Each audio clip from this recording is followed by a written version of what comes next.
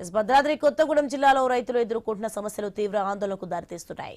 ముఖ్యంగా ఇల్లందు మండలం రేపల్లెవాడ మొక్కజొన్న కొనుగోలు కేంద్రంలో జరుగుతున్న అక్రమాలపై రైతు సంఘాలు, స్థానిక నాయకులు తీవ్ర ఆగ్రహం వ్యక్తం చేస్తున్నారు.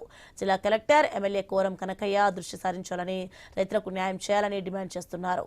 దళారులు, అధికారులపై చర్యలు తీసుకోవాలని కోరుతున్నారు. ఇక 6 కాలం కష్టపడి పంటను పండించిన రైతు కొనుగోలు కేంద్రంలో పడుతున్న అవస్థలు అన్ని ఇన్ని కావు.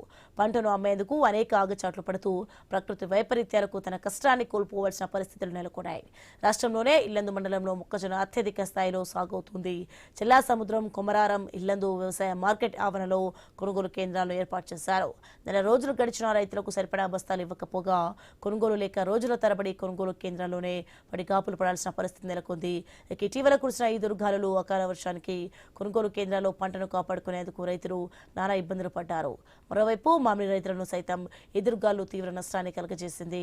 ప్రభుత్వం జోక్యం చేసుకుని నష్టపోయిన ప్రతి రైతుని ఆదుకోవాలని పలు పార్టీల నాయకులు డిమాండ్ చేస్తున్నారు.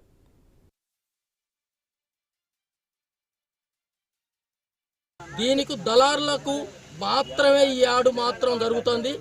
రేపల్లపల్లి యాడు పూర్తిగా షేట్లకు మాత్రమే ఇక్కడ బస్తాలు కానీ, నల్ల పట్ట టార్బాలు కానీ వాళ్ళకు మాత్రమే ఇక్కడ అధికారులు ఇస్తారు తప్ప రైతులకు ఎటువంటి కూడా పట్టాలు కానీ, బస్తాలు కానీ ఇవ్వటం జరగట్లేదు.